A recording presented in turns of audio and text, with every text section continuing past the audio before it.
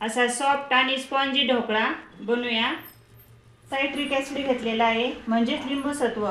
तर ते असं 1 चमचा भरून घ्यायचं आणि तो चमचा असं सपाट करायचा, बस फक्त एवढंच घ्यायचं आहे। एका वाटीत टाकायचं आणि त्यामध्ये थोडंसं पाणी घालून साईडला ठेवून द्यायची वाटी।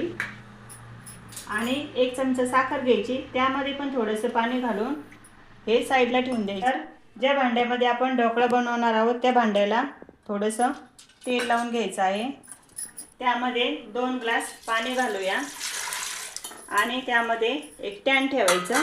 तर 1 वाटीभर हिरा बेसन पीठ घेतलेलं आहे, ते चाळूनच घेतलेलं आहे। ते एका भांड्यामध्ये घालायचं, त्यामध्ये घालायचं चवीप्रमाणे मीठ, 2 चमचे तेल घालूया, काही सायट्रिक ॲसिडचं पाणी घालूया आणि हे साखरेचं पाणी पण यामध्ये घालायचं आहे आणि मिक्स करून घेऊया। तर एवढं सैल असलं पाहिजे, असं वरतून टाकलं की ते एका रेषेमध्ये ते पडलं पाहिजे। सोडा घेतलेला आहे, तर ते सोडा पण सायट्रिक ॲसिड प्रमाणेच घ्यायचा, असे सपाट चमचा सोडा घ्यायचा आणि यामध्ये घालायचा आणि चांगलं असं फेटून घ्यायचं आहे। तर तुम्ही बघू शकता पीठ बघा लगेच असं फुललं आहे।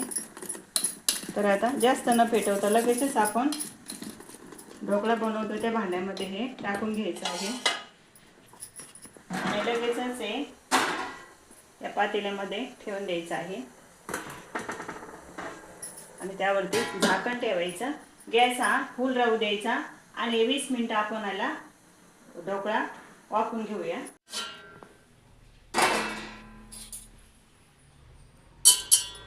तर बघा ढोकळा आता झालेला आहे। अर्धा चमचा मोहरी टाकायची, चिमूटभर हिंग, 2 हिरवी मिरची, थोडासा कढीपत्ता, त्यामध्ये पाणी घालायचं आहे,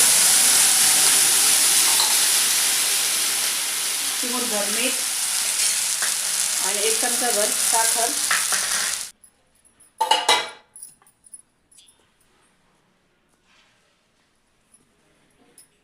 आवडला असेल तर लाईक, शेअर आणि सबस्क्राईब करा।